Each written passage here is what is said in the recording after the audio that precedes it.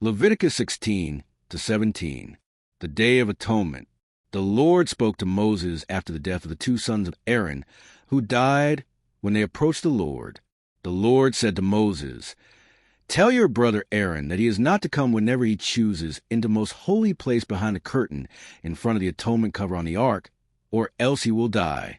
For I will appear in the cloud over the atonement cover." This is how Aaron is to enter the most holy place. He must first bring a young bull for a sin offering and a ram for a burnt offering. He is to put on the sacred linen tunic, with linen undergarments next to his body. He is to tie the linen sash around him and put on the linen turban. These are sacred garments, so he must bathe himself with water before he puts them on.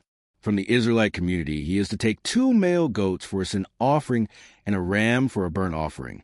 Aaron is to offer the bull for his own sin offering to make atonement for himself and his household. Then he is to take the 2 goats and present them before the Lord at the entrance to the tent of meeting.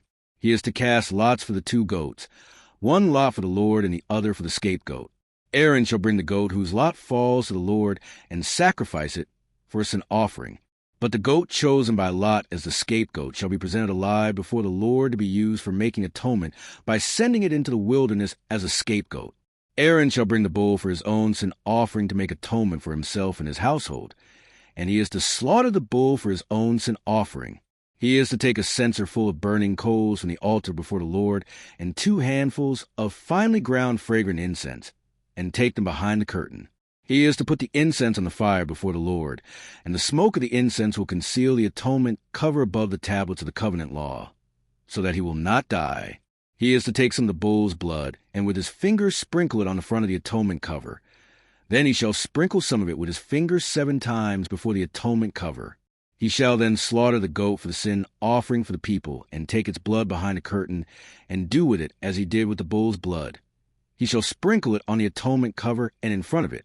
In this way he will make atonement for the most holy place because of the uncleanness and rebellion of the Israelites, whatever their sins have been. He is to do the same for the tent of meeting, which is among them in the midst of their uncleanness. No one is to be in the tent of meeting from the time Aaron goes in to make atonement in the most holy place until he comes out, having made atonement for himself, his household, and the whole community of Israel. Then he shall come out to the altar, that is before the Lord, and make atonement for it. He shall take some of the bull's blood and some of the goat's blood, and put it on all the horns of the altar. He shall sprinkle some of the blood on it with his fingers 7 times to cleanse it and to consecrate it from the uncleanness of the Israelites. When Aaron has finished making atonement for the most holy place, the tent of meeting and the altar, he shall bring forward the live goat. He is to lay both hands on the head of the live goat and confess over it all the wickedness and rebellion of the Israelites, all their sins, and put them on the goat's head. He shall send the goat away into the wilderness in the care of someone appointed for the task. The goat will carry on itself all their sins to a remote place, and the man shall release it in the wilderness. Then Aaron is to go into the tent of meeting and take off the linen garments he put on before he entered the most holy place, and he is to leave them there. He shall bathe himself with water in the sanctuary area and put on his regular garments. Then he shall come out and sacrifice the burnt offering for himself and the burnt offering for the people, to make atonement for himself and for the people. He shall also burn the fat of the sin offering on the altar. The man who releases the goat as a scapegoat must wash his clothes and bathe himself with water. Afterward he may come into the camp. The bull and the goat for the sin offerings, whose blood was brought into the most holy place to make atonement, must be taken outside the camp. Their hides, flesh, and intestines are to be burned up. The man who burns them must wash his clothes and bathe himself with water. Afterward he may come into the camp. This is to be a lasting ordinance for you. On the 10th day of the 7th month you must deny yourselves and not do any work, whether native-born or a foreigner residing among you. Because on this day atonement will be made for you, to cleanse you. Then before the Lord you will be clean from all your sins. It is a day of Sabbath rest, and you must deny yourselves. It is a lasting ordinance.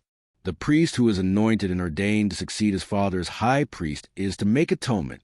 He is to put on the sacred linen garments and make atonement for the most holy place, for the tent of meeting and the altar, and for the priests and all the members of the community. This is to be a lasting ordinance for you, Atonement is to be made once a year for all the sins of the Israelites.